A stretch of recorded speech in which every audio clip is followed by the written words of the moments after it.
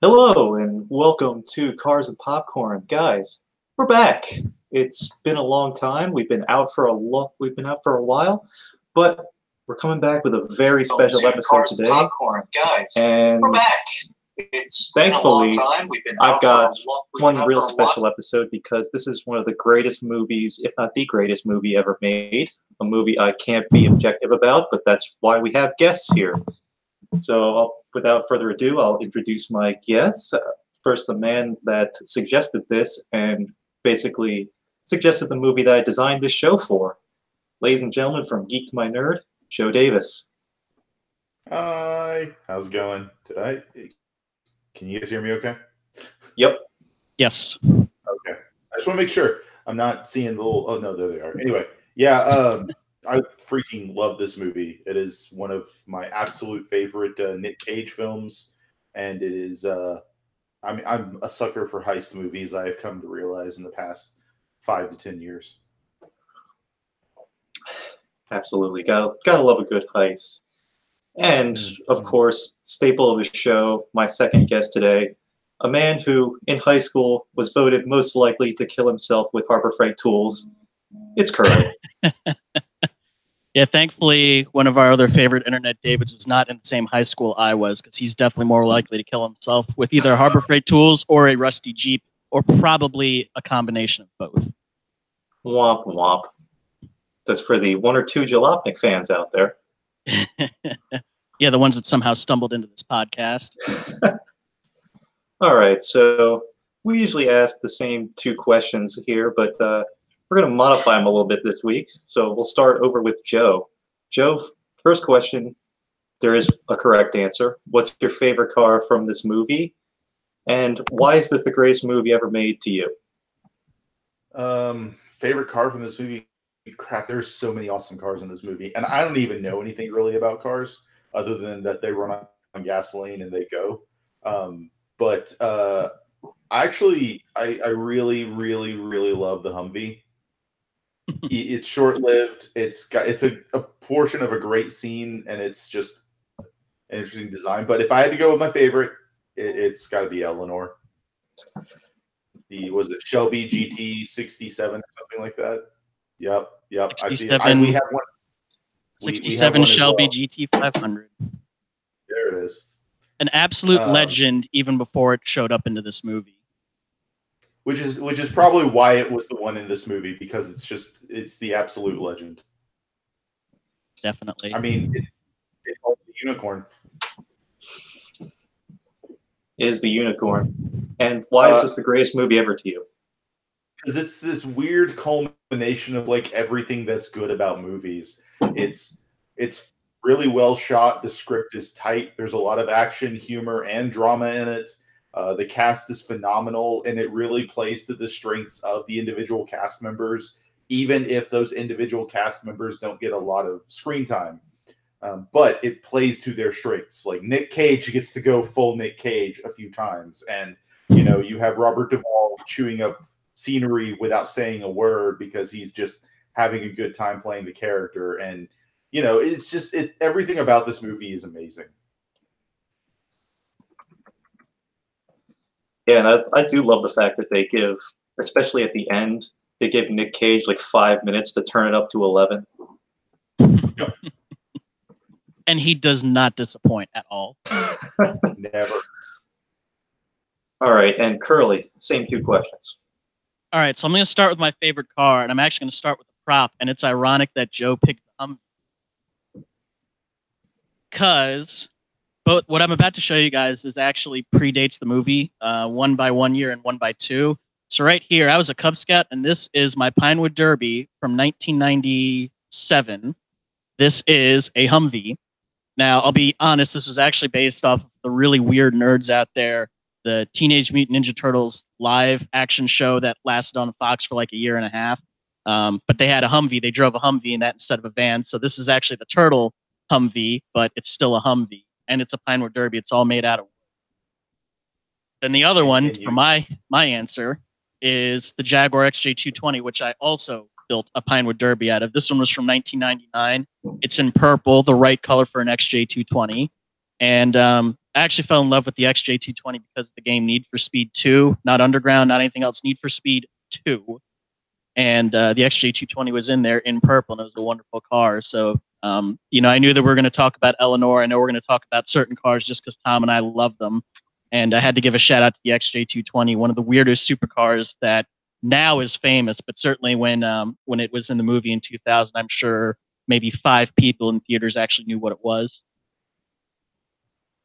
I feel like more than that, especially in Europe when it was fairly popular. Everyone loved the crazy supercars back then, or at least the kids like me that read Motor Trend all the time. Well, the thing with the XJ220, and we'll get back to the second question in a second, but you've got me on a tangent now. So the XJ220, it was one of those cars, it was supposed to be one thing, and then it ended up being something completely different. So it started out as it was going to be this, it was basically going to be like the Porsche 959, another car that is technically in this movie, but you never actually see. All-wheel drive, it was going to have a big V12. It was going to be the fastest car in the world, and that was one of the few things that actually pulled off. By the time they actually built the car, it only had a twin-turbo V6 from a rally car, mind you, but it was still just a V6, not a V12. And it was only rear-wheel drive. And on top of that, it ended up costing like 50% more than it was supposed to. So a bunch of people put deposits down on this car. It was more expensive than they were planning to pay for. It wasn't what they wanted to buy. And then there you go. It does a much better job of showing off the car than my than my little piece of balsa here. But it the other thing that kind of struck this car down was there was a recession. So, you know, this car, I think they've said in Top Gear, was conceived in the age of cocaine and Walter Wolf, when everyone had a bunch of money. But then it came out right when we had a recession, and a bunch of people who put deposits down canceled their deposits and canceled their orders. This is a supercar that for a solid 20 years was really underappreciated, but now they're starting to come in vogue again. They're really cool. As you can see, it looks amazing. And it's still really fast. It was the fastest car in the world. It took that honor from the Ferrari F40. So, you know, as anyone who knows me knows, I like a car with a weird story, and I just like a weird car, and the XJ220 fits that bill. Plus, it's a Jag. That's a car that actually stole itself in the movie, by the way. Not to mention it's gorgeous. It is. It is. It still looks amazing.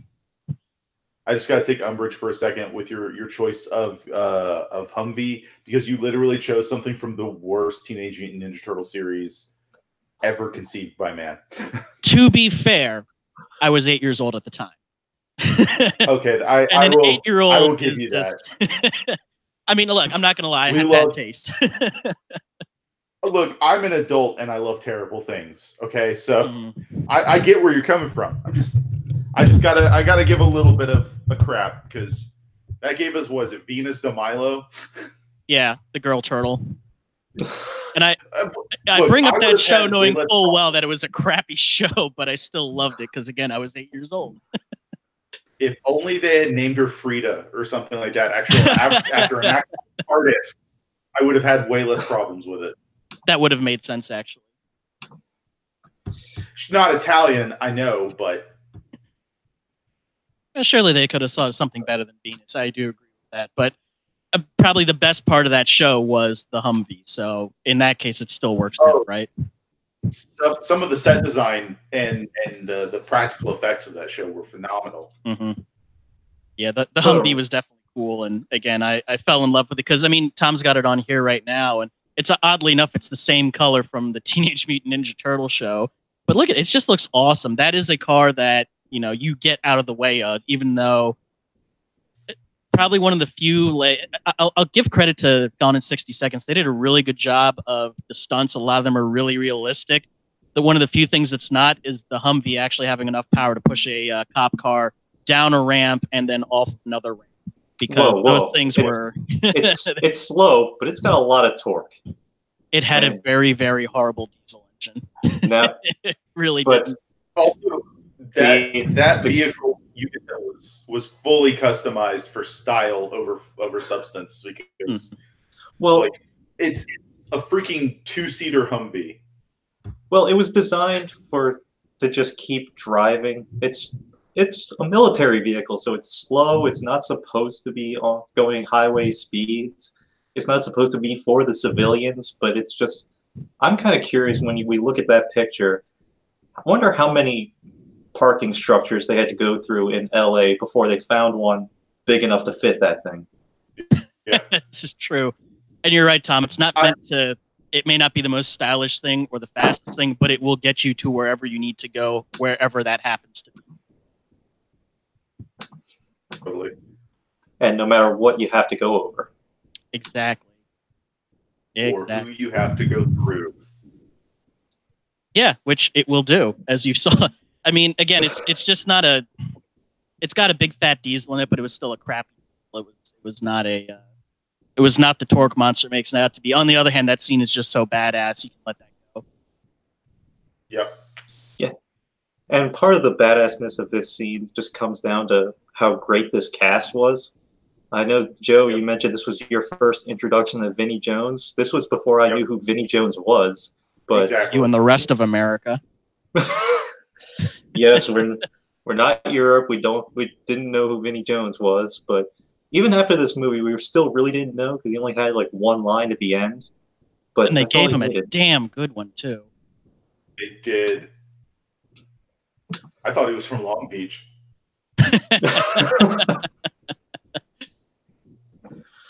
But this cast, let me pull up the cast list here.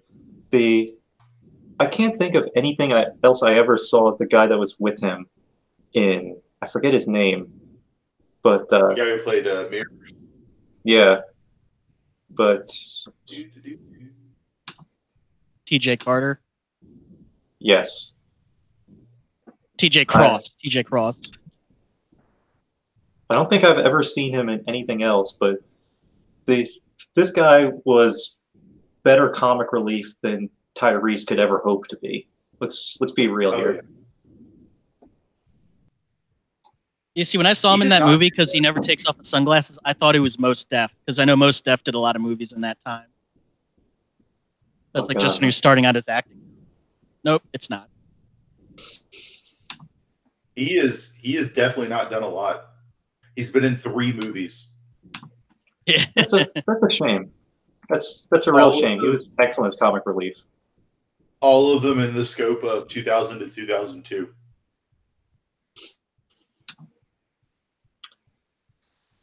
So let's talk about this list. So Curly, I know you've got the list, and I've got the list too. This was a really weird car list that they had to steal.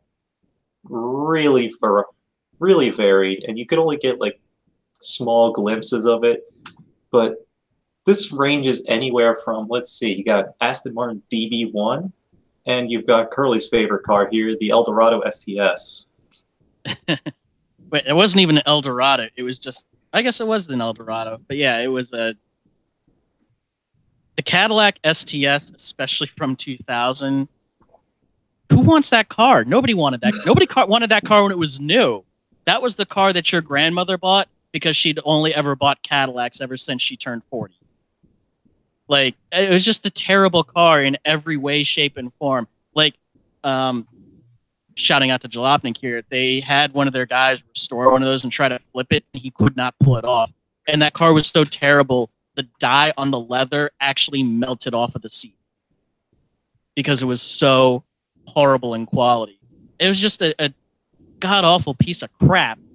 And like, okay, they're stealing it for a South American who may not know it's a god-awful piece of crap, but still, man, the other two Cadillac sedans on here are amazing. I mean, the 59 and 58 Eldorados, those are good Cadillacs. They are beautiful and stylish and fashionable and comfortable and literal tanks. That is a car, by the way, that could push a cop car off a ramp because that thing weighs about 4 tons. But then you get the 2000 STS. It's just like, it is everything that the other Eldorados were. Is the anti-Eldorado. And then they had the balls to give it the name Eldorado. No. So I just want to take a moment as we're ranting about Cadillacs. We are live, so we do have a chat. So I want to say hi to Cal and Ashley that are both sitting in the chat. Hello. Cal pointed out that his favorite car was the Aston Martin Vanish, which I think he meant Vanquish, which Was that in the movie? It wasn't on the to steal list. I don't think it appeared. It was not, but the DB7 was, and I could see how it'd be very easy to confuse those Yep. because I think the DB7 shows up. It's one of those parting shots at the pier, and it shows up for all of about 2 seconds. So it would be very easy to confuse those two. Yeah, there were a lot of those wide shots at the pier of clearly customized cars. Yeah, and I think the DB7 shows up in one of those. But even the DB7 was still a pretty neat car. It's not. That was the car that literally saved Aston Martin. I mean, it's based off a Jaguar. It's a Jaguar chassis, but that was the car that made Aston Martins cool again. Which actually, the success of the DB7 led directly to the Vanquish. So thank you, DB7. You gave us the Vanquish. So another thing I noticed as I looked at this list, so I noticed when they did the Escalade thief scene, I'm kind of curious about this one because I noticed as they were driving away and hopping the curb, they switched to a Suburban. I could clearly see the long GMC Suburban logo on the back, and I'm kind of wondering whether they just changed the badge on the front or if they switched cars. So one of the other cars on this list is a GMC Yukon. Again, one of those cars I'm not sure why it would be worth stealing, even if it's a Denali. But, I mean, I could see them. Those two are kind of interchangeable. I think the only difference between the Yukon Denali and the Escalade was the front end and the badge. And somehow the Escalade became a pure pimp mobile. But I could very much see them, trying to interchange those scenes. And then for whatever reason deciding, all right, we'll make it the Escalade. But an Escalade, let's think about an Escalade in 2000. That was probably a $40,000 SUV, which I think an Escalade now starts at something like 50 to 60,000. So most people aren't going to notice that. So if you're going to smash an SUV through sign, you might as well use the cheap one, right? That looks exactly the same from the rear end. You don't want to like blow your entire car budget on the really nice cars and then wreck a few of them, especially if some of them are rentals. Yeah. Yeah. I say really nice, but still. I have a feeling, I didn't go through the behind the scenes, but I get the vibe that a lot of these cars were replicas. I can't imagine them tearing up or even driving an XJ220 in a scene. The cost to insure that thing would have just been immense. Well, and the Shelby with that jump on the bridge, that has to really screw up the whole front end of that car. It screws up the whole everything of the car. You can clearly see, but it lands. but you can clearly see when they have the in-car shot of the landing, you can clearly see that the whole front end is now tweaked up because the entire car has been. Yep. By the way, if you watch the Starsky and Hutch movie with Ben Stiller and Owen Wilson, and I only say just for the last chase scene, you can see their Gran Torino do exactly that when they jump in San Francisco. You can just watch the whole chassis taco. That's what happens when you jump a car like that. Yeah, I mean, some of the hero cars were definitely replicas, but I could very much see some of the, again, the XJ220, when they pull it up, if the scene only calls for Angelina pulls up in the car and talks about it and closes the door, there's no reason to fake that. I'm sure someone out there said, yeah, you can borrow my XJ220 for a day, for whatever, $10,000. Because if all they're going to do is pull up in it, I don't see the danger in it. So I do fully accept that people who own supercars are very weird and would say, that extra tenth of a mile is going to lower the value of my vehicle by $25,000 in 10 years. I wonder if some of these belonged to some of the producers on the movie, and that's where the list came from. Because you talked about some of these cars are just who cares? But some of these cars might have belonged to some of the producers or friends of the director or whatever, and they're like, "Hey, can I borrow your car for 20 minutes?" Yeah. You're just saying they went out to the who was the studio? Universal, or they just went out into the parking lot and said, all right, we're going to use that, and that. Oh, wait, we've only got 47 cars. All right, grab the STS, grab the Yukon. Oh, grab that F-352. We want that. Don't forget the Navigator. Grab the Navigator, too. It was Jerry was that in here? Film how many people does he know that has these kinds of cars? To be fair, it most is. of LA. I was gonna say, to be fair, it's LA. I mean, there are companies that just own these cars strictly. So, given that it is LA, one thing I thought about during the initial chase scene is as they blow by the cops in the 911, he yells into the radio, "I've got a silver Porsche going about 80 miles an hour." And I just got to think, that can't be uncommon in LA, so which Porsche? Well, and if you know what made it even harder? The fact that he's racing a modified Honda Civic in 2000, which, by the way, he almost lost to. Which, as a side note as well, I don't think he's. I don't think they're in LA. I thought they were in San Francisco. They were in Long Beach, which is the part of LA. Oh, okay. I'm sure the California people are going to get pissed off. It's kind of one of the. Long Beach is its own city, but it's part of the LA sprawl. It's a suburb near. Yeah, I understand that. I live in Deer Park. We're part of the Houston sprawl. Yeah, exactly. So it's its own town, but it's part of the LA area, or the greater Los Angeles metro area, whatever you want to call it. I mean, you can drive like an hour around LA just straight through and never actually leave the city. It's more LA than I'm in Detroit, so I call it LA.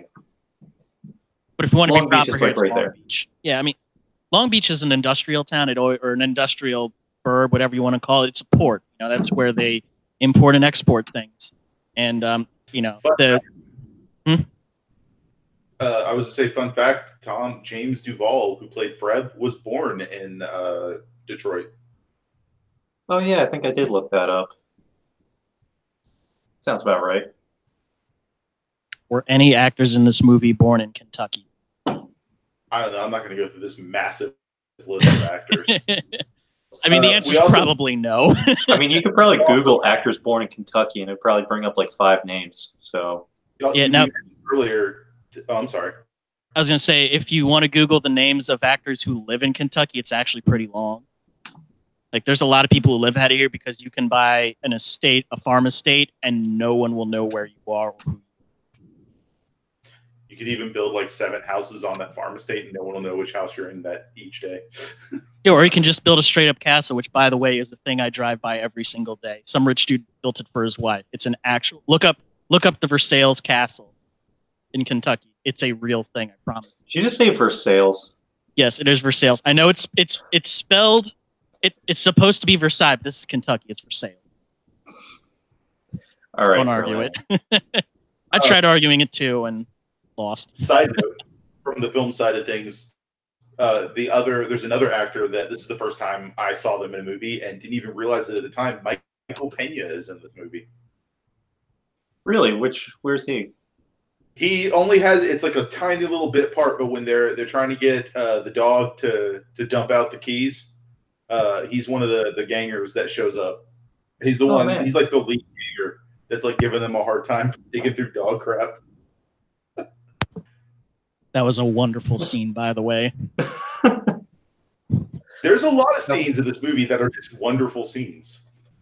Oh, absolutely. It's sort of got a bit of everything. Like it's a serious movie. It's got its serious moments, but it's also got a lot of comedy and a lot of a lot of the scenes where they're talking about family and friendship feel very genuine. You know, you realize that the whole reason that Nick Cage's character is even doing this is for the love of his brother, and the reason he got out in the first place was for the love of his brother. So it really runs the gamut of sort of having a little bit of everything in it. Totally. So the most comedic scene is quite clearly the "you don't know the first thing about stealing a car" scene. That's fantastic. Dude comes up with a gun, just knocks, clocks him out. Anyone can put a gun to someone. You need a role model.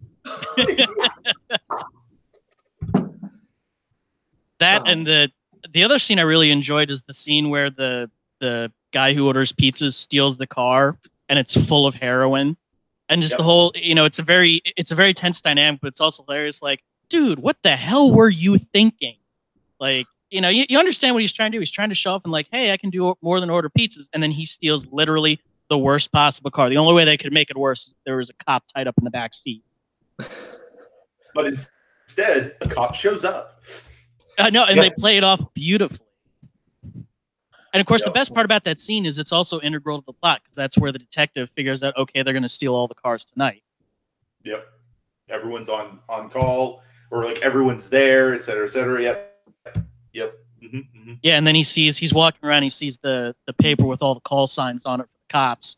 So he knows, okay, they've planned this out. They know what they're going to do, and they're going to strike tonight because he knows obviously what the call signs are. So again, it's a movie. It's a scene that's very funny, but it's also integral to the plot. That's how he knows they're going to strike tonight because at that point he doesn't know what day the cars have to ship. So it could be tonight, it could be the next night, but he knows looking at that list, okay, it's going to be tonight. Right. So again, they only knew Thursday, Friday, end of the week, so they knew it was closing in, but now they knew when to strike. Yeah, and again, very funny scene, but also integral to what happens later in the movie. So very, very cleverly written. So I've got a nice theory here from our chat. Ashley chips in saying, in her pretend headcanon, Luis from Ant-Man was the gang member in this movie, which fantastic. I believe this, and I want this actual MCU canon, so Gone in 60 Seconds can be in there. Yep. So what we're saying is Memphis Reigns is just like a nom de plume, like a weird nickname for Johnny Blaze. Like that's the name he takes when he goes into witness protection eventually and becomes the Ghost Rider. Oh man, we tried maybe. good. Wait, is that why he's so good at driving? Yeah, totally. It's totally why.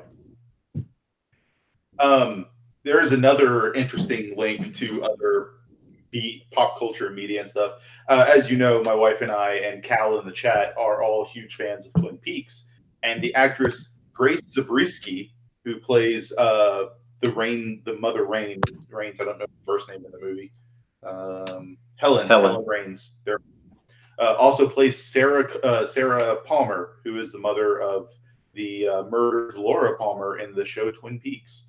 Also other stuff in the Twin Peaks revival, but I don't want to get into that because it gets really weird. And explaining what's happening that would take an entire podcast. But it's just something I never noticed before because the last time I saw this movie, we used to watch this like weekly, but now since we've started watching more movies, it's kind of fallen behind on other movies that we watch. But since we last saw it, we've watched Twin Peaks so much, and it's one of those things. As soon as I saw it, I'm like, "Holy crap!" I've had kind of the same effect. I used to watch this movie so often, but like you said, once you start watching more, then less time for it. But I had the same noticed the same connection with Christopher Eccleston. Yep. Because it took me about half the season of that first season of the Doctor Who reboot to separate him from Raymond Calitri, because he was just which makes it really this hard. role. Which makes it really hard to watch him in that and then go to something like, granted he's not in it much, but something like G.I. Joe, where like he plays basically more organized Raymond Calitri. Because he's a gun runner or a gun arms dealer kind of thing. And I don't know. Movies tend to waste their Christopher Eccleston nowadays. That's like one of the more disappointing elements of Thor: The Dark World is they had a perfectly good Christopher Eccleston and they threw him away. So what you're saying is he's going to be the next Bond villain? That would actually be pretty excellent. It'd be excellent, but again, he'd be wasted because Bond seems to do a really good job of wasting their villains these days. But I kind of want to touch on the unorganized part when it comes to Calitri. So let's talk about how much he looks like an asshole, and the fact he that is an asshole. He is an asshole, but they say it multiple times in the movie. But he has this big 50-car list for apparently this big buyer in South America, and he hires just some kid that does low-level crap who happened to be the brother of a big-time car thief. Who made that decision, and why weren't there any better options?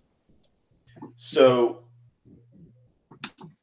I think what's his face, Adley, is the one who kind of like vouched for him a little bit, and then Memphis had the street cred, because they bring it up, you know, the brother of the famous Memphis Reigns. So they bring up his brother's street cred.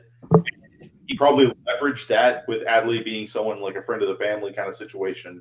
And if Kip had been running cars himself in the city for a while, then it probably was like this perfect storm of things coming together.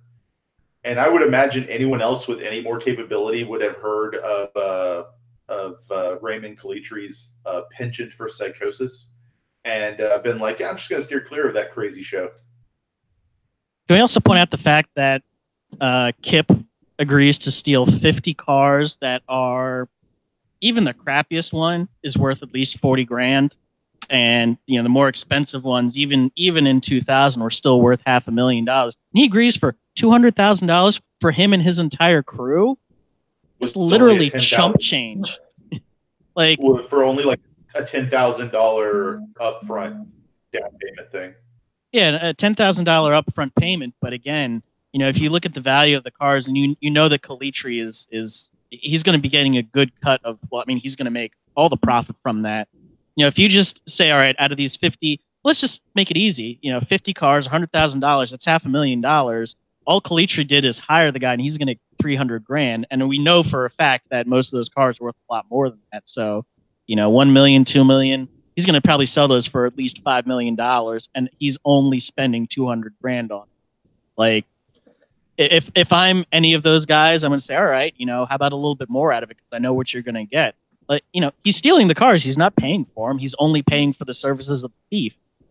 This is true. It's kind of a poor business choice on Kip's part. On the other hand, he does agree to work for a very violent hitman and gets in way over his head. So clearly he's not making the best decisions. Yep. This is fair, but he did have competition. So let's talk about that Johnny B scene for a while, because he did have a short time in this film. Also, a set of scenes that are both very serious but also hilarious. It's our introduction, our full-on introduction to Sphinx and what he'll do. Not just, you know, the fact that he eats a sandwich that he leaves on a corpse. But I just want to briefly talk about that. That was a really fucked up scene. Like, he's wearing his rubber gloves. He just worked on a cadaver. I'm going to take a bite out of a sandwich and leave it on a dead guy. Like, that just breaks all sorts of rules. Well, like, and he's probably a known criminal. What kind of morgue is he working for? This is a good point as well. They don't really make that clear. He just works on dead people. I mean, do we know he's a well-known criminal? He's got a street name. They call him Sphinx, but they don't know why they call him Sphinx, because they ask in the movie, why is he even called Sphinx, or whatever the line was. So they don't even know why he's called Sphinx. They just know he's like this weird, quiet guy that works in the back of a morgue. That sounds exactly like a guy working in the back of a morgue. And, you know, all of the other crew are working some kind of legitimate job, and clearly they all have some kind of criminal history, you know. But how well is it known? Because typically you would not hire a car thief to work on Ferraris in what is a Ferrari mechanic shop. Or you wouldn't hire a car thief to run a driving, well, maybe you would hire a car thief to run a driving school. But they've all got legitimate jobs, so it's, you know, it's one of those things where it's known that Memphis Reigns is a well-established car thief. They know who he is, but it's never really established that the police know who his crew was. Otherwise, they'd be, you know, either shaking down or you know, trying to bribe or turn his crew. Well, they do kind of know the crew, especially with everyone being in the garage. He seemed to recognize almost everyone there. That is a good point. You know, Donnie and Sway and all the others, but I feel like Sphinx could probably blend in pretty well despite how tall he was. So I feel like friggin' buff he was. You bring up not hiring a known car thief or booster or whatever to work at like a place where they work on Ferraris. That to me is the equivalent of like the police or the FBI hiring a hacker that broke into their system, which was, mythologically speaking, I don't know how much it actually happened, but in movies and TV happened all the time in the 80s and 90s. It's actually quite frequent. Yeah, but she's not fixing the security system. She was doing like an oil change or a belt change on that one car. So I know, it's I'm just one of saying, those like, things where the like. oh no, the risk is way up there. Oh yeah, and Ferrari, as Tom knows, Ferrari owners are total snobs. They want the mechanics to be Italian and born of the seed of Enzo Ferrari himself. So yeah, to have just a girl who was stealing cars work on them, like no, you'd lose all your clients tomorrow. Even further, I can't think of the company, but the dude who made the laser cut keys for them was the guy with a rap sheet. Like, how are you going to let some dude who has a rap sheet? Like, I'm not saying that shouldn't have jobs, but this line of work, do you want someone with a known criminal record like making your keys and associating with other criminals? He wasn't making the keys. He was ordering them from Germany. And to be fair, the dealership he was working in looked like a really crappy one. Like, it was one of those mom and pops. Somehow they're in the good graces of Mercedes-Benz, but I have no idea how, because it literally looks like one of those dealerships where there's 5 of them in a row, a buy here, pay here, and it's actually a loan shark play. It feels also like there should have been like 3 levels of checks and balances between him ordering the keys and getting the keys. Probably. There's got to be in real life. I mean, that's pretty sure that's what Doug DeMuro did. There's a lot of barriers when you're ordering things from Germany. And if you're ordering them from Germany, how did he get the replacements in like a day? This is a good point. This is a very good point. Because even overnight shipping is it's gonna take a little while. I feel like the Mercedes were just there for an extra roadblock. It didn't have to make sense. They just put it in there as that extra step so that everyone could have a more complicated car to steal than their fancy equipment could handle. You have to have complications in a heist movie. Things have to go wrong for it to be entertaining. Otherwise, the heist movie gets boring if everything goes according to plan. So yeah, and those definitely threw up an interesting roadblock, especially since the technology in those keys was very new at the time. Now, to put that in perspective, so again, this is 2000. The Mercedes they were stealing were the most high-end Mercedes you could get your hands on, and the laser cut keys with the RFID chip in the key, that was still fairly new technology. If you buy any new car today, it's just standard equipment. And it's what makes keys like $400 each. Yeah, don't lose your car keys, folks. It's going to suck horribly. Make sure you get that second set when you buy it. So as they're doing research, we already talked about the Mercedes, but I just wanted to point out some of Nick Cage's best scene-stealing moment. As 2 Rogers don't make a right, everyone. This Ferrari dealer scene is gold, even though it was pretty quick.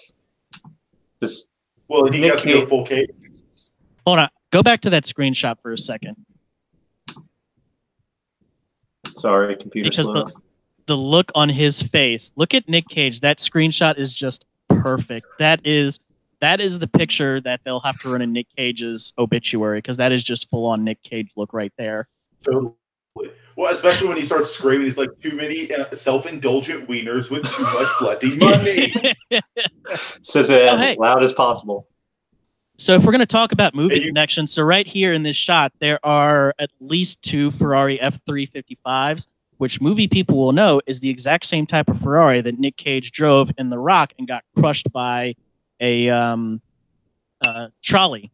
So clearly Nick Cage didn't just, he went into the good life, but apparently he went into the CIA as a chemist somehow, and then realized, okay, you know what? Maybe this job is just a little too real for me.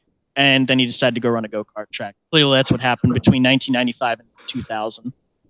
Is it also the car that Riley's driving away in the end of National Treasures?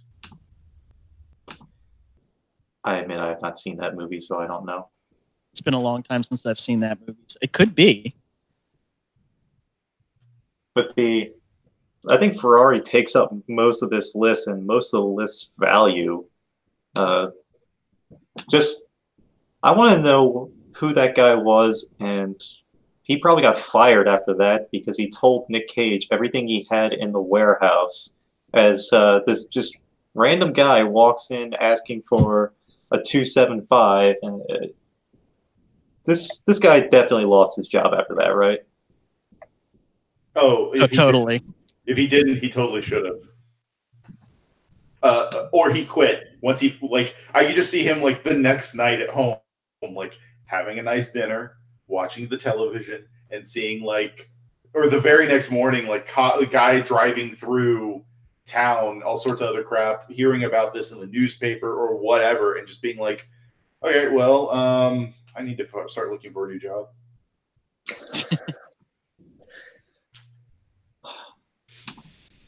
Yeah, he doesn't exactly play that off well. Now, what I thought was really interesting is in the scene where they actually steal the various Ferraris. They don't tell you a lot about what they're doing when they steal each car, but I thought it was pretty interesting how they had different pieces of equipment for each car. So for the 265, 265 GTB4, it's a 1960s car. They could just hotwire it, but it's also a classic car, so the batteries that they have to jump start it.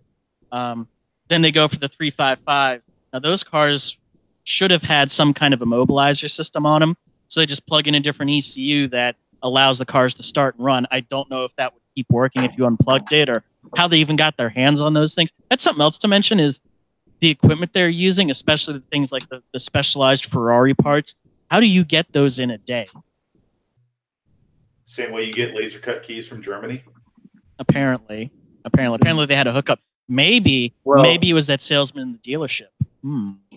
No, actually, they've been doing this for a long time. So, and Memphis is basically the highest profile car thief. Wouldn't you think he kind of has that in the shop ready to go? Yeah. Now some of that equipment definitely, but again, the specialized Ferrari things. Well, if they didn't have it easily in the shop, it could be something that when Memphis packed up that life years ago, he put in a storage compartment somewhere in another part of the city that, Robert Duvall's character, whose name I can't remember off the top of my head, had a key to. So, Otto. Now, what's kind of cool is I'll definitely give them credit that they did a pretty decent job of, showing that it's not just, you can't just, pop a lock, spin two wires together and have the car to start. Because that's, if you have an older car, yeah, you can do that. It's just power, ground, and your ignition. And you just, spin your power and ground together and just touch the third there to get it to start. You can do that on a really old car, but a new car today, you can't do that. All that signal goes into the engine computer and it's looking for the fat part of your key. And I like how on some of the cars they showed, okay, here's how we get around that. Or I noticed on the XK8, this is actually kind of an interesting thing. So the XK8 is the Jaguar they're stealing when someone tries to steal it from them, and the dude clocks the car thief in the face and tells him he needs a role model. Yep. So I noticed they pop the lock and then they cut an alarm, and then he sticks in this device that just replicates the barrel of the key. I'm like, why didn't you just use that on the door? Just unlock the door and then start the car with your key thing. And they never use that device again. But it would make stealing the cars a lot easier. And also, point of order, they steal that car and they say, oh, we got the Jaguar, and then they cross off the XJ220 on the list. That offended me. That triggered me. Tune in next week to Curly's new show, GTA.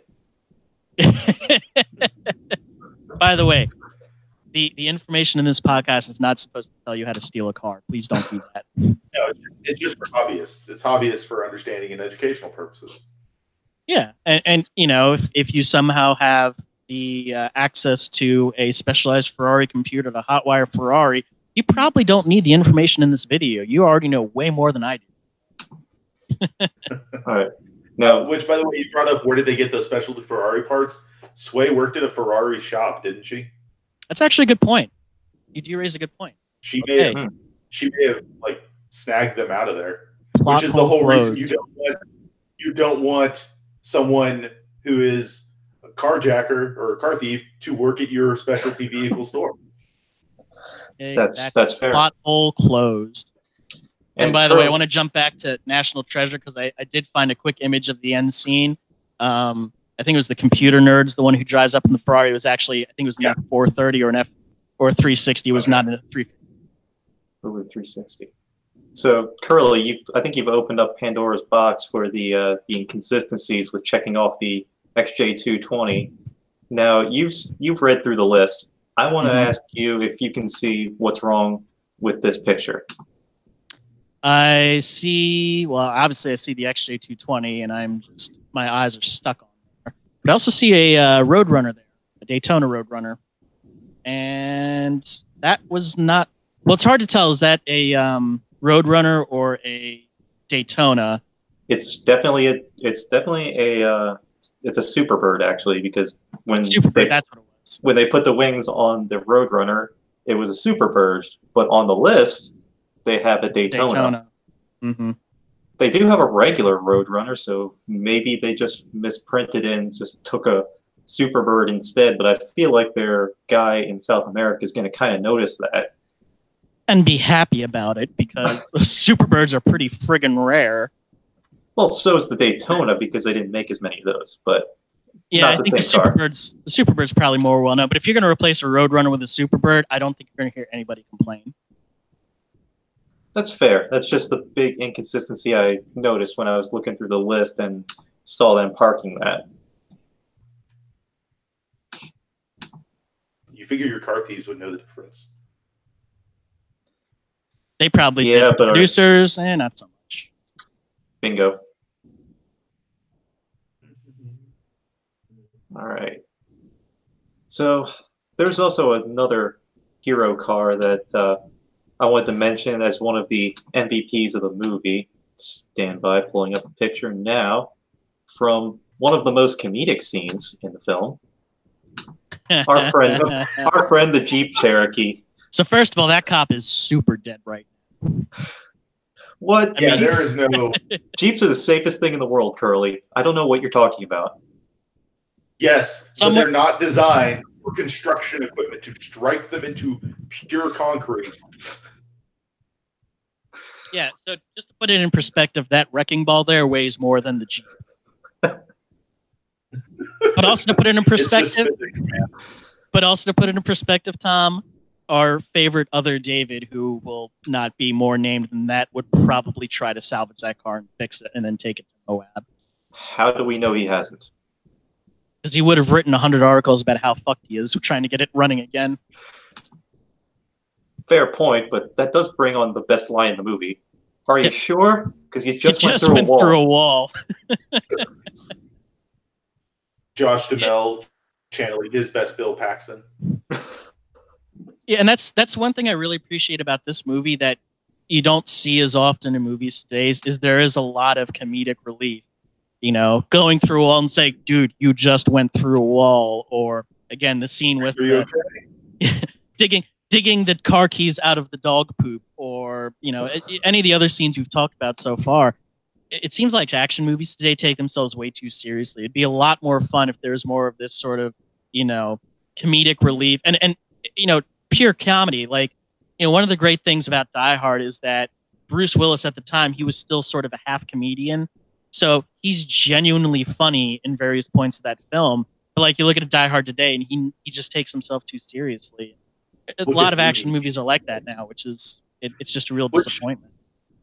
Which is what I love so much about like not a car movie, of course, but Thor Ragnarok, for example, is an action movie with so much comedy just like threaded throughout it. You know, Hulk jumps, tries to smash the big monster. And Thor's response is, for once in your life, don't smash. And Hulk's response turns like, big monster. Well, and then, of course, the fact that they hired Jeff Goldblum to show up. And Taika Waititi was the director with the famous piss off ghost line, cutting a dramatic tension scene underneath.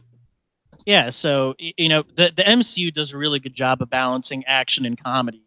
But... and that's sort of the rarity today, and I think that's why it's so well appreciated, is because they do strike a fairly good balance of, you action, comedy, and drama. But if you look at a pure action movie like they were going to do Gone in 60 Seconds today, I don't think they would be. It would be as fun. It would be a lot more serious. Like, we've got to get these cars, or Kip is dead. It'd be very depressing. I mean, that's basically the theme of the movie now, but it would be a lot sadder. And I think that's part of the reason I appreciate this movie so much is I do a lot of tabletop role playing game stuff, D&D, Shadowrun, that kind of thing. And Shadowrun was my first role playing game, and the whole premise of Shadowrun is every session is like a little mini Gone in 60 Seconds with like corporate espionage instead of stealing cars. But it's all just a plucky group of, I guess, what you could call expert hyper criminals planning a heist every session. And they're always these crazy, weird, whacked out heists. So, and they never go right. But you like, the joke is you plan for 6 hours and then you spend 20 minutes executing your plan, because in the first 2 minutes your plan doesn't go right and you just have to improvise from there.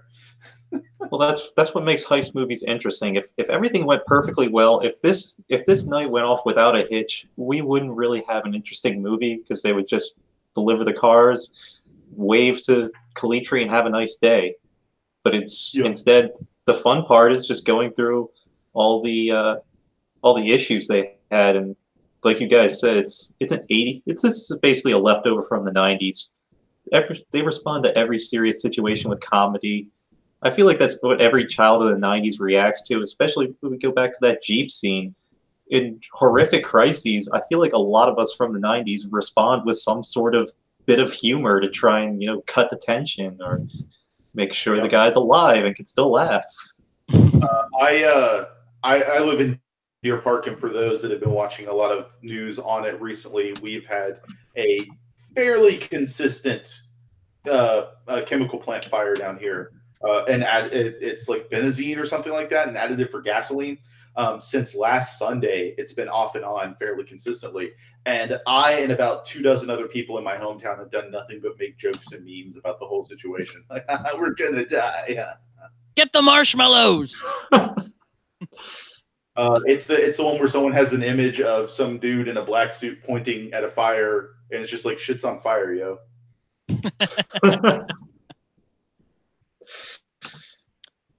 So the other thing about, I was gonna say, the other thing about Gone in 60 Seconds is it's a pre-Jason Bourne movie, and I feel like Jason Bourne is as wonderful as the first Bourne movie was.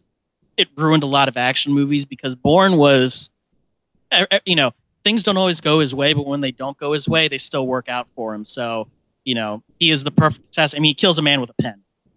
So, or fights him with a pen. But, he has every move. He's got every counter move. He's fluent in multiple languages. He knows how to get anywhere. He's got all the connections. He can do all this stuff. And in many ways, he was the perfect action hero. But you don't want a perfect action hero. You want some imperfection. It kind of lowers the stakes. Once you've gone through the first Bourne movie, okay, nothing can kill this man, because I just watched him go through some crazy stuff and survive unscathed. And a lot of action movies sort of stole that template after that, and it kind of makes them boring, because you don't feel the stakes. You always feel like, hey, they're going to come out okay. James Bond, for most of his career, got his absolute ass kicked, but he still worked his way out of it. Now he's, I know we already did Bond on this show, but the Casino Royale, the chaser, he's running after the guy in Africa who's just doing parkour, and James Bond is just sort of, tanking his way through everything. Like, the other guy is clearly way more skilled and talented, and he still loses to James Bond. So again, things don't go perfectly for the guys in Gone in 60 Seconds. They have to, they're not perfect. They still find a way out of things, but it's not a given that they're going to be okay. Like a scene where they get caught in the diner. They happen to get caught in the diner, and they do figure a way out of it, but it's not that they're perfect. It's just that they got lucky. And they still had to use their own skills, but... Was it Toby? I think Toby gets shot when they're in suburbia. Yeah, exactly. By a rent-a-cop, which, talk about a plot hole. Rent-a-cops don't have guns. Nor would they be allowed to shoot people. The rent-a-cops called the actual cops, and that's who set up the roadblock. No, it was a rent-a-cop who shot him because he was driving a Ford Escort.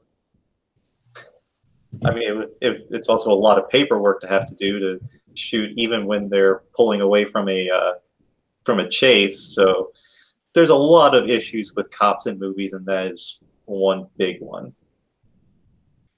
But again, it's the fact that that team is imperfect, and despite all their planning, yeah, they're really talented, but again, things don't just work their way. Like, I almost feel like if they did Gone in 60 Seconds right now, the scene where they're trying to steal the Mercedes, they still would have stole them and somehow gotten away, instead of saying, hey, let's back off and try something else.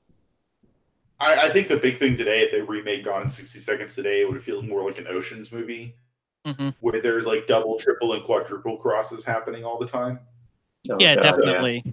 Or they have to keep pulling in outside people from nowhere just to help them out.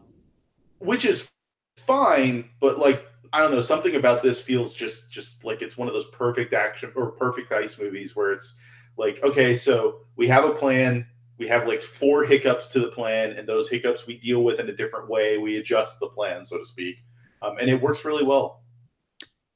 Yeah, and so we never actually got to the second question Tom asked me at the very beginning, almost an hour ago, which is, why is this the perfect movie? Because my answer to that is, no, it's not. I have to be the voice of reason here. For me, the best movie of all time is Mad Max Fury Road, which, again, we've talked about on this show. But if I have one real complaint about that, it's that Max is perfect. There's, the scene, the only time you ever feel he's in danger is when he's fighting Furiosa. But when he is jumping between cars and spitting nitro into an engine and doing all this other stuff, you never feel like stakes are all that high for him. You know he's going to get out of it. And the only time you really feel otherwise is when he's fighting Furiosa, who is also pretty much perfect in every way. And if I have one complaint about that movie, it's that they are just always more talented than the people they're fighting against.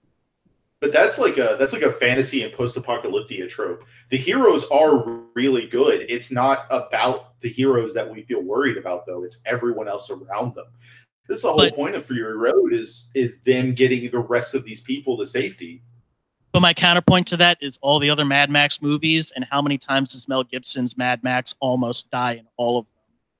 I mean, the second one, not nearly as much as everyone around him. This is true, but I mean, there's a couple of points in that movie, especially in the Road Warrior, where he gets shot and he crashes the Interceptor. The Interceptor's upside down, full of gas. The only reason the guy doesn't kill him, I forget why he doesn't kill him, but he's literally staring down the barrel of a gun, and for I think it was the dog attacks and saves him. Like, it's the only reason that he doesn't get killed right then and there. It's not because he, despite having a car crash and being flung out of the car, is strong enough to beat this guy in a fist fight. It's because of pure blind luck. And Fury Road, you don't really have those moments, aside from when Max's subconscious just goes haywire. Or when he's, tied to the vehicle being drained of his blood. That was a very interesting set of scenes, but also awesome. Yeah. All right, so we should probably get back to the movie at hand. Yeah, we're going to get into some final thoughts here before we get into trivia. So I want to talk about the last chase scene, and I want to kind of wrap that up with final thoughts from you guys and what you thought of that final chase, because it's just fantastic. So let's get some thoughts. Joe, let's start with you. So, as much as I love this movie, and it is a fantastic chase scene, it's also the least interesting part of the movie to me, because that's really all it is a chase scene. It's a well-constructed and well-crafted chase scene. But to me, the best parts of that chase scene are like when he's trying to hide from the cops and the car dies on him and he's trying to get it restarted and that kind of stuff. But when he's actually doing the driving, the jump, and everything else, I'm like, I mean, I know he's going to make it, and he's got to get to Raymond Calitri and blah, blah, blah. So I don't know. For me, it's the more interesting parts of the movie are when they're having to like think on their feet and problem solve. And a chase is just, it's a chase. I don't know. It's really well done, but it's one of the least interesting parts of this film to me. So I just want to point out briefly, because you pointed out where he's trying to hide from the cops and stalls. You notice that when he steals the car, he has to use a pick set to start it. And then the car dies. He's like turning a key that just appears out of nowhere. He doesn't whip out his pick set again. And anyway, that was one thing that I noticed. Is like, wait a minute, he picked the lock, and yet now he has a key. 5 minutes later. He took it to the locksmith at some point. Yeah, I guess in that space between where he gets past the bus crash and then gets caught again. He took it to Dresdner Foreign Motors. I sort of agree here, but only to a point. I actually really like this chase scene because it's not sort of ridiculously over the top. Like a lot of chase scenes, there's a lot of times where he's lucky, but like when he's weaving through traffic, he gets really lucky. He doesn't actually hit anything. But for 90% of this chase, it's very realistic. He's just, weaving in and out. He's clearly got the skills to do that, but it's not like he's doing things that this car can't do, despite the fact that it is a very old Mustang. And even a Shelby, a 1967 Mustang, especially in 2000, can only do so much. And it's kind of poignant when he's being kept up with by Crown Victoria cop cars. But I really like it. Like, he's not doing anything crazy. He's just driving really well. And he outdrives all the people pursuing him up until the very end. And I know that the jump is the iconic shot in this film, but it's so corny compared to the rest of the chase. Like the rest of the chase is very grounded and down to earth. Like my counterpoint to that would be if you watch the Transporter. I love the Transporter. The first one more than the other two. The other two are terrible. But the first Transporter, the opening chase where Jason Statham is showing off how badass he is, like he's jumping over railings. It's just ridiculous.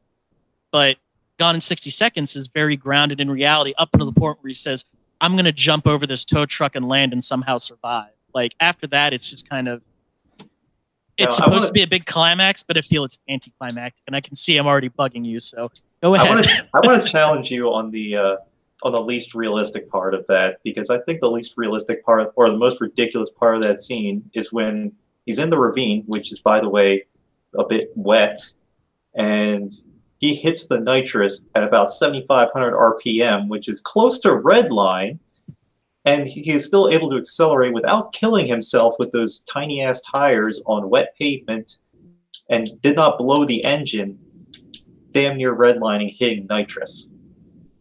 I'm still going to go with that jump as being more ridiculous because he jumps over like 20 cars. He does an Evel Knievel with no land. Yeah, but that's been happening since Duke of Hazzard. If the Duke boys can do it, Memphis Reigns can do it.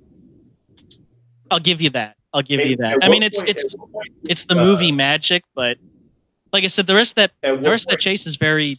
Sorry, I'll let you go in a second. The rest of that chase is really realistic, but it's just that one scene kind of kills it for me. Like it's really awesome up until that point, and you're kind of like, really, you had to do that?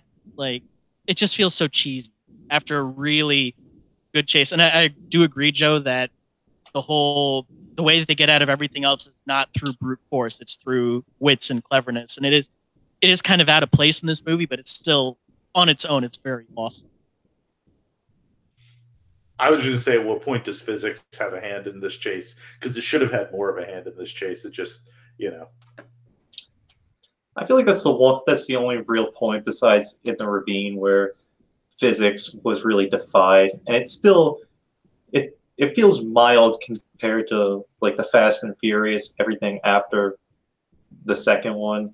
So this was around the time of Fast and Furious, so even then it's still much more physically real than that. Fast and Furious came out, I think, the very next year. And I'll give Gone in 60 Seconds credit. At least Memphis's transmission didn't have 20 gears.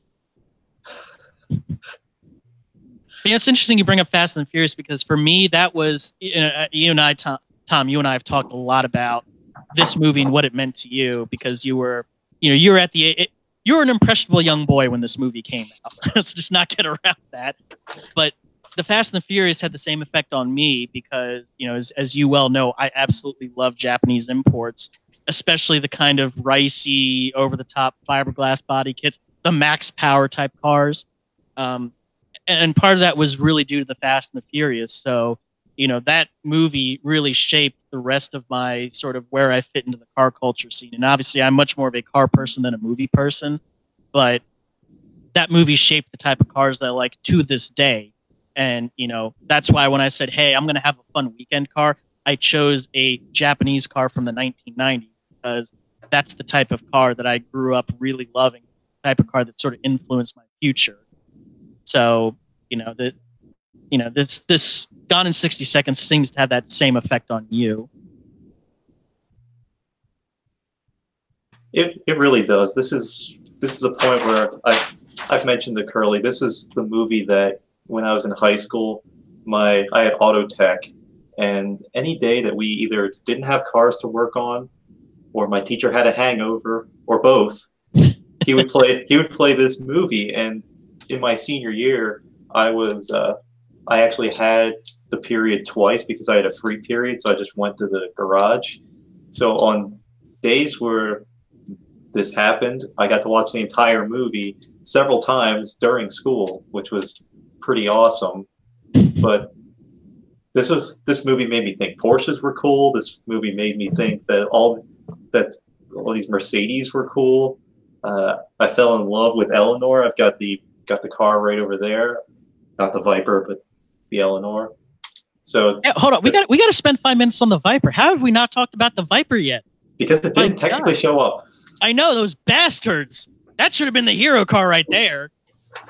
The Viper we're talking about is the 1998 Dodge Viper Coupe GTS, which, if it had shown up in the movie, would have been blue with white stripes because that is the only proper color to have a GTS Coupe in.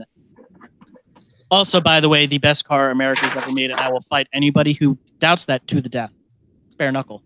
Let's go. I don't think anyone's arguing. But to be fair, if the hero car was the Viper, even more so than the Shelby, he would have been dead in about 5 minutes, and that's how the movie would have ended. Probably. On the other hand, he would have definitely had the horsepower to make that jump. Yeah, but he would have had that big boat anchor up front and just would immediately nose plunge. Yeah, and he would have gone straight through the bridge, landed on the pier, and been on time. By the way, for anyone who doesn't know, Tom and I both agree that our favorite car is the Dodge Viper GTS. We could devote an entire show just to talking about that car and nothing else.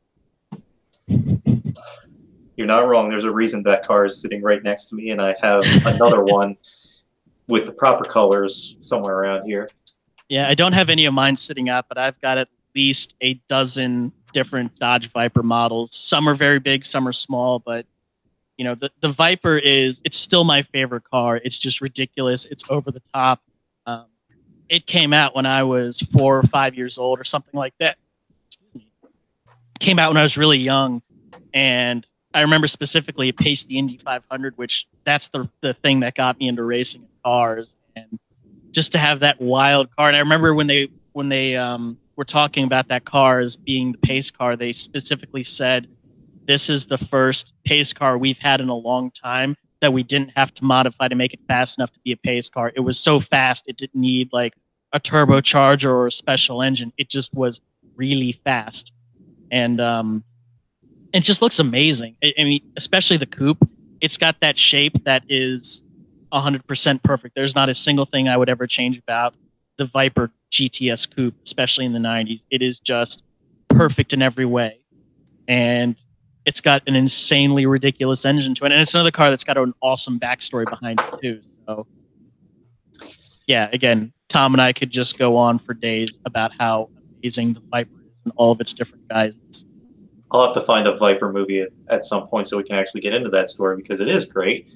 But we promised trivia, and I wanted to get some final thoughts from Joe before we get to the trivia. Let's tell. Curly and I have said our piece, so what did this movie mean to you? As a quick note, Cal was asking in the chat, like, what is the significance of the title of the movie, Gone in 60 Seconds? Apparently, it's referring to the time it takes to steal a car. It's the whole, you have 60 seconds from, like, basically when you start to try and steal a car to when usually noticed or something like that. I'm honestly not sure, but that's what it looks like when I looked it up. Yeah, you're right. That's, as I said, that's what it's supposed to mean, but a good car thief can actually steal a car, especially an older car, in even less time than that. If anyone out there owns a 90s Honda Civic, your car will be gone in about 15 seconds. Because it's seriously that easy. Save it for your GTA podcast, Curly. Apparently, it's a reference to a sign in an impound lot from the 70s that says, if you leave your car unlocked, it will be gone in 60 seconds. Yep, and that same sign shows up in the impound lot in the 2000 movie too. Yep, I think it's actually like one of those popular like log don't leave, lock your cars, take your keys, etc., etc. One of those signs you see in like everywhere. But apparently, if you're gonna leave your keys in the car, leave your trunk full of heroin. Right. If we're gonna take a lesson out of this movie, that's the lesson. So, final thoughts for this movie. It was probably my first Jerry Bruckheimer film. I think is my first like really appreciating Nick Cage film, because I did not that Nick Cage hasn't been around forever, but I was 17 when this movie came out, and I would say that I was more of an anime and like cartoon TV show fan in high school. So when I first saw this movie, which is probably closer to like 2004, 2005, on DVD, VHS, whatever it was, I don't remember. It was years ago, and remembering what format was prevalent or what I even had access to is very difficult. It was probably Laserdisc. Oh God! Fun fact: the only movies I've seen on Laserdisc were some anime Tenchi Muyo movie and Soylent Green. I've seen Soylent Green on Laserdisc. That was interesting. I saw the Christmas Vacation on Laserdisc. Nice. But I've already mentioned I'm a sucker for heist movies, and this it hits all the right buttons for what I like in a heist movie. It has that sense of camaraderie. I love the feeling that this is like a bunch of old legends coming out of retirement for one last job. And the cast is phenomenal. Everything about this movie checkmarks what I love about movies. It's a good time. It's got a good message as far as like the family caring. I mean, don't steal cars, kids. But it does the whole like you do whatever you can for family. It's got a great cast. Christopher Eccleston is always a great villain. He chews up the scenery. He is correct. Baseball is boring. And yeah, I don't know what to say other than like I wouldn't say this is a perfect movie, because as people who might know me before watching this know, I watch a lot of movies, and there's a bunch of movies I probably enjoy more than this in general. But this movie is one that has stuck with me for much longer than most movies from my youth. And it probably will for a long time. Like I can watch this movie. This is up there on rewatchability for me with like The Big Lebowski, which is my favorite all-time movie. And I can watch this movie no matter what mood I'm in, no matter what's going on, and I will always enjoy it, love it, and I might watch it again after we're done with this. No one would blame you. Eventually, I'll actually go to finish the 1970s one. I don't know if you guys have actually seen it. No, but we talked about it yesterday when we rewatched this. We talked about tackling the 1970s one because it seems like a good time to try. I watched it for like 10 minutes once, and I'd been so entranced by the 2000s one, so it's very different. And I kind of got bored and stopped, but that was a long time ago. So eventually, I'll go back to it. It's kind of like comparing the two different Italian Job movies. If you saw the original first, you're probably going to love it more. But if you saw the second one's a lot more, bigger and brasher and I don't want to say over the top, but it's a lot more ambitious than the original was. And of course, the original Italian Job ends with them in a bus trying to figure out how they're going to get their money without falling off a friggin' Alp. So a little more of a literal cliffhanger ending. But they're both, I mean, and you know what, I say this having not seen any of the original Gone in 60 Seconds. I'm sure they both have their own merits, and they're both, pluses and minuses. And there are a lot of defenders of the 70s one. Just ask literally any car forum. So,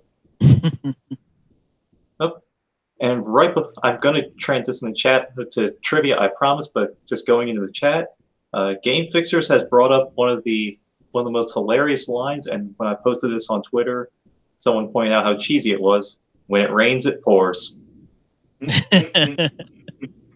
Yeah, but again, I kind of enjoy that because again, it's it's not taking yourself too seriously. Like, yeah, it's a cheesy line, but it is very much a good counterbalance to a lot of the serious, topics in that movie. There are very real stakes for all the main well, for the Rain brothers. So a little bit of cheesiness is funny. It also shows off. I think it's the villain who makes that line. So yeah, Eccleston. Yeah, He delivered that with just deadpan seriousness. He delivered that so beautifully. Yeah, it just enforces the fact that he's a total asshole. Christopher Eccleston always plays a good psychopath. All right, so we're finally going to move into trivia here after our final thoughts. So the way this is going to work is, of course, now we formatted it where you can go multiple choice. Curly, I know you, and I know some of these questions, so you're not allowed to go to multiple choice. Apparently, Tom is picking up, and he is now the asshole of the story. There's nothing new about that, by the way. So in the Cars and Popcorn's movie, or Cars and Popcorn movie, Tom will be played by Christopher Eccleston? Yeah, probably. I support this. I've seen By the way, him in my Tom, haircut. you're still mad at me about Mad Max, aren't you? No. All right. All right, go on. Some of these are going to sound familiar, but we're going to start over with Joe. Who was the driver in TV car trivia of a 73 Firebird? Was it Rockford? It was, in fact, Jim Rockford. 2 points to Joe.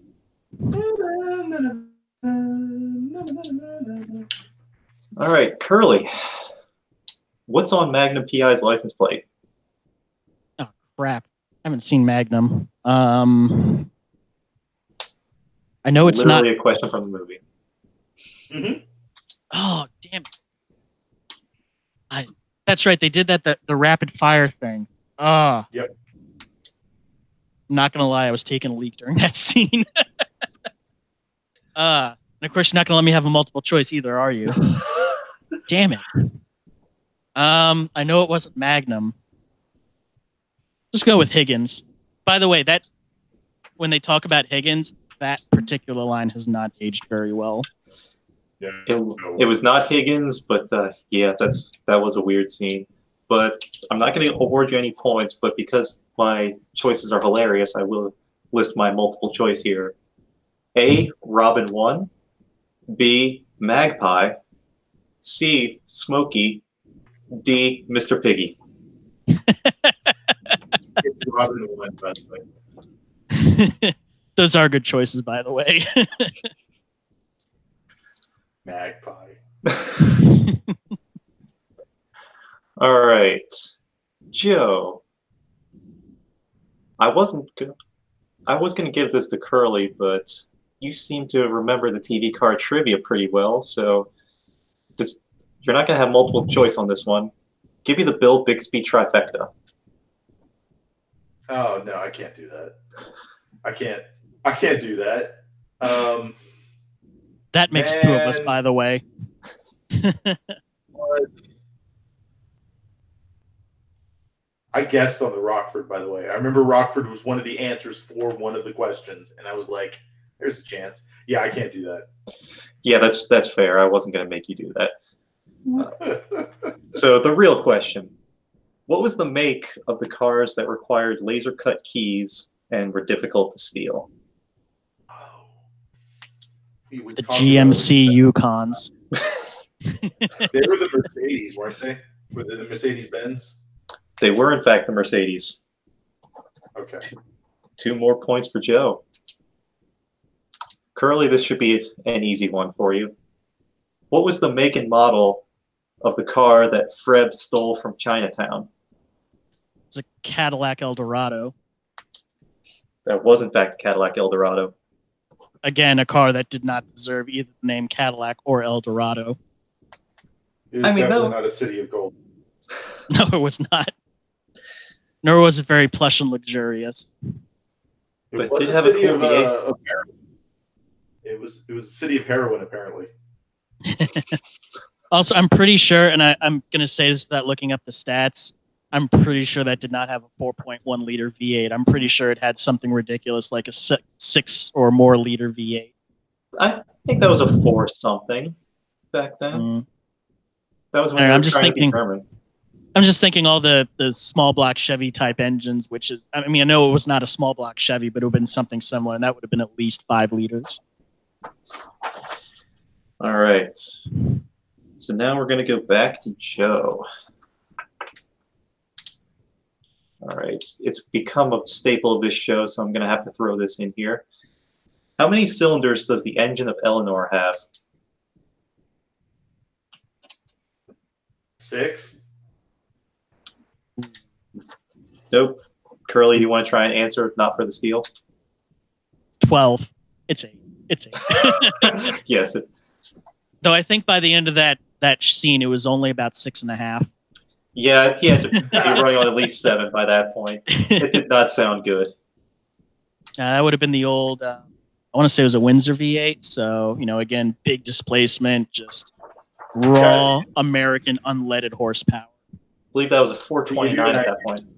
Yeah. Big fat sucker. How few vehicles I've driven with any sort of power.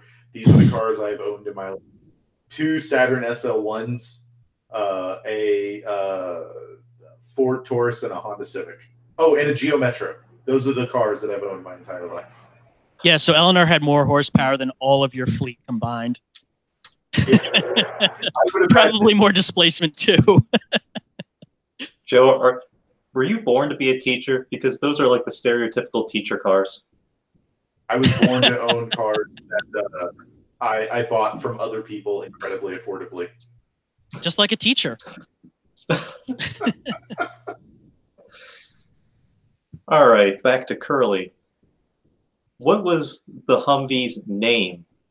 Not the car name, but the girl's name. The girl's name. All right, I was going to cheat and look at my list, so here's my list. I believe it was Tracy. That was, in fact, Tracy. Oh, yeah. I was going to say Snake. I was about to say that, too. When he started to say name, I was going to say Snake, but no, it was Tracy. I remembered something from the movie that wasn't something I learned years ago. All right. So back to Joe. We're going to go back to TV car trivia.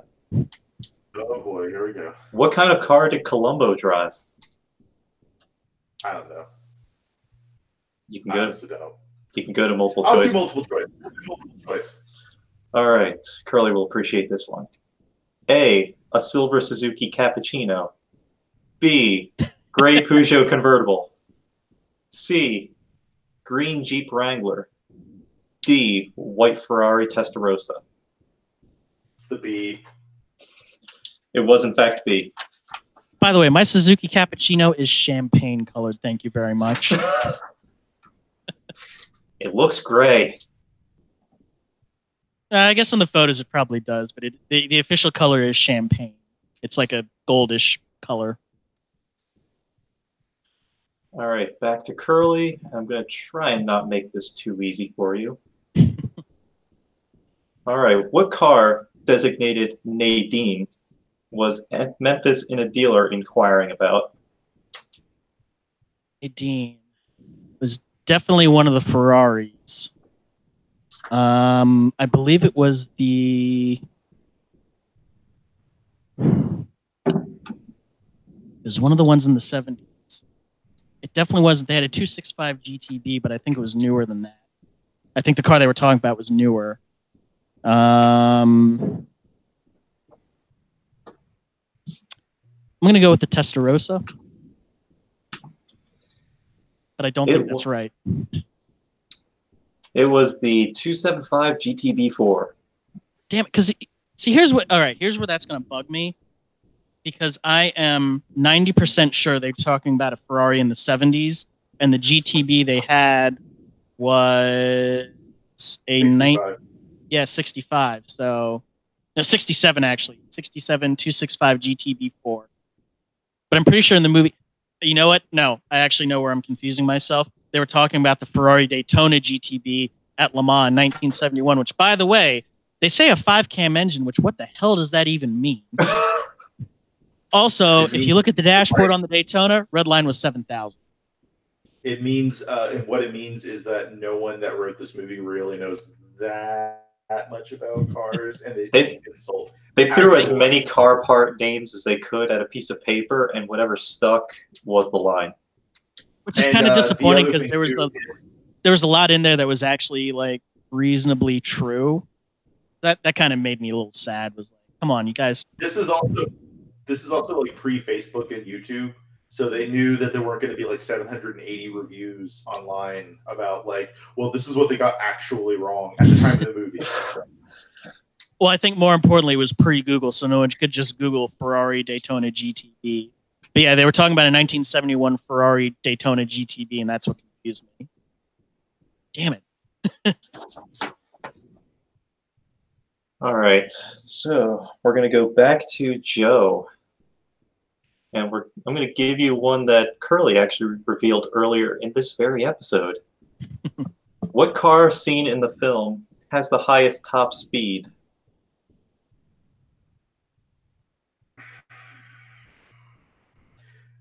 Which car seen in the film? Oh, it's the one he has a derby car for. It's a little micro sprint he had, right, Tom? What? It's the little micro sprint he had, right, Tom? Is it a Ferrari? I don't know, honestly. Do we have a multiple choice? We do. All right, we have A, the Ferrari F40, B, Shelby GT500, C, Dodge Viper, or D, Jaguar XJ220. Is it the Jaguar? Curly, is it? It is the Jaguar. I was going to say, or is it E, the Humvee? Top speed, yeah. 50. It was the Jaguar XJ220, yeah. It was the Ferrari F... Not Tom, I want to say, I'm going to go car nerdy for a second. The F40 was a clever choice because it was the fastest car in the world. It was 201 miles an hour. And I believe the XJ220 was 208 or 210 or something like that. I think it was 215. Yeah, something along those lines. And then here's a fun bit of trivia on the XJ220. The XJ220 in this movie was supposed to be the McLaren F1. They could not get an F1, and they had to go with the XJ220. And the McLaren F1 was the fastest car in the world at 241 miles an hour for over a decade. And it took that record from the XJ220.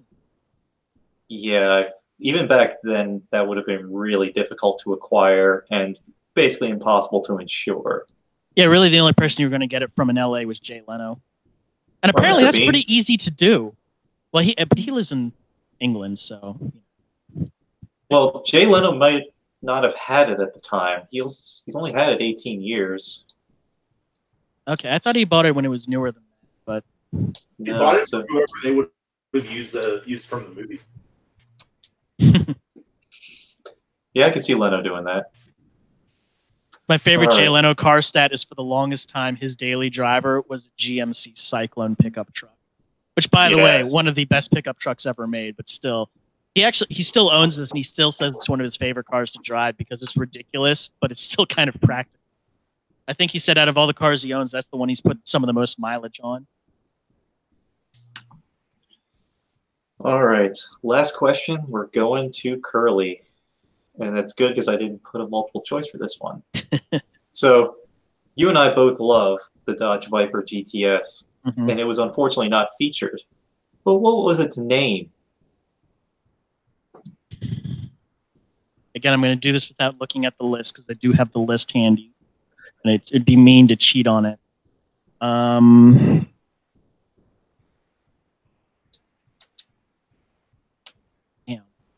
should have known you were going to ask me this one too. And you don't have a multiple choice on this.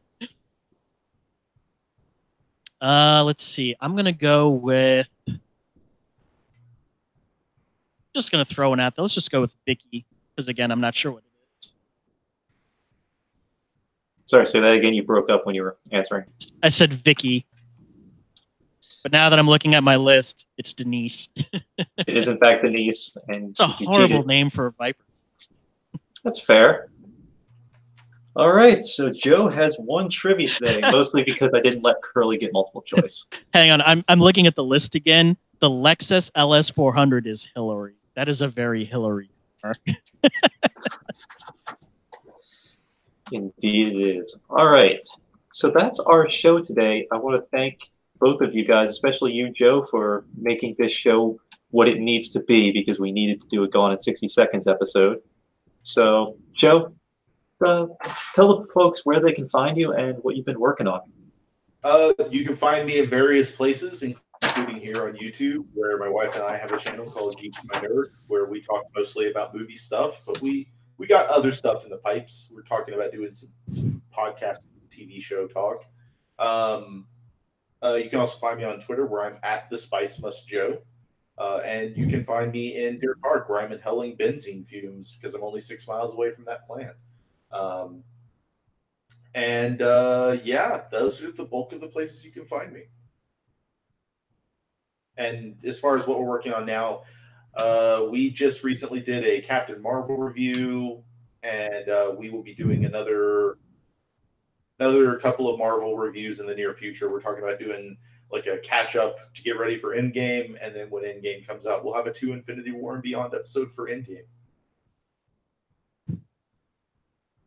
Excellent. Looking forward to that one. So, and if anyone wants to subscribe to Geek to My Nerd, it's right down there in the description. And Curly, why don't you tell us what you're working on? Well, in terms of media, absolutely fucking nothing. The last article, so, if you guys have paid attention, I have been on Moto IQ for a number of years now. The last thing I wrote for Moto IQ was, God, it was almost 6 months ago. And it was actually, Tom talked about a Suzuki Cappuccino. I bought a Suzuki Cappuccino, which, if you don't know what a Suzuki Cappuccino is, it's like a Mazda Miata that's about a quarter size smaller. And it's so small it doesn't fit on a trailer. So I bought it in California and then drove it back to Kentucky. So I drove it 2,400 miles. And the last things I wrote were driving that thing home. So I am working on some things for Moto IQ. It's just slow going. I have a day job, and that day job has consumed all of my life.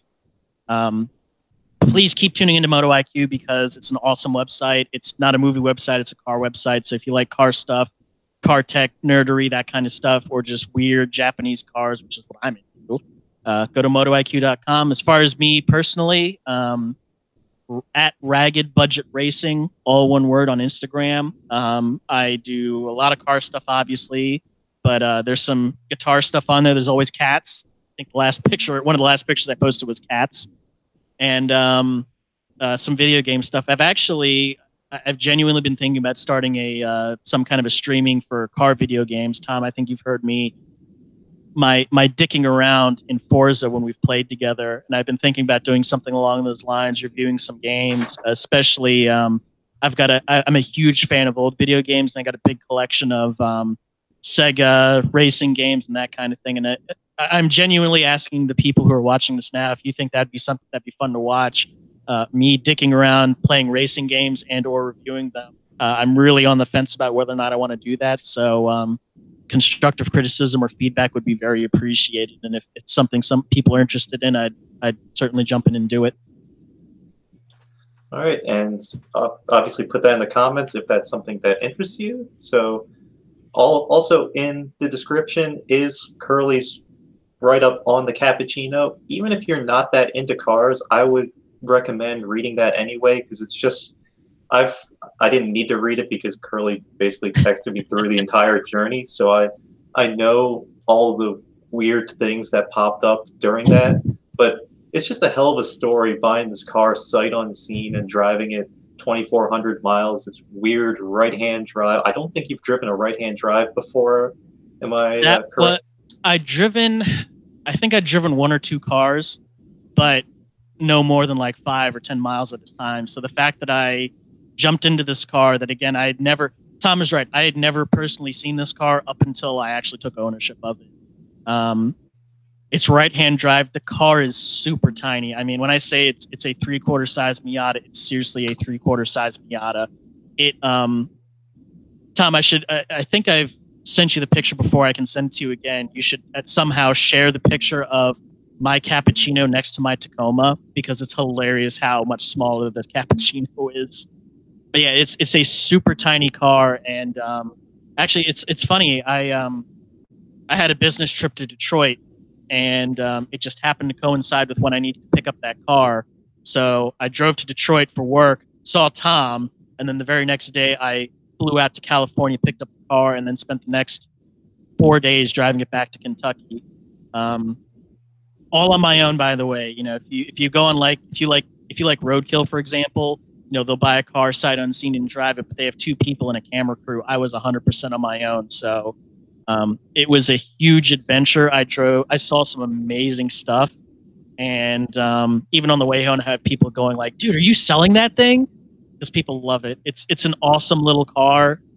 It's very weird and different, but yeah, actually, I'm getting ready to. I'm putting it back together. I had a couple things go wrong with it at the very end of the fall, and I'm planning to beginning of April start driving it again. So I'm really looking forward to that, because it is just a fun, awesome car. If you guys don't like cars, I'd highly recommend just looking up the Cappuccino, because it's one of those cars that it's just cool and fun and awesome in every single. By the way, 66 horsepower. It is a slow car, but it's so much fun.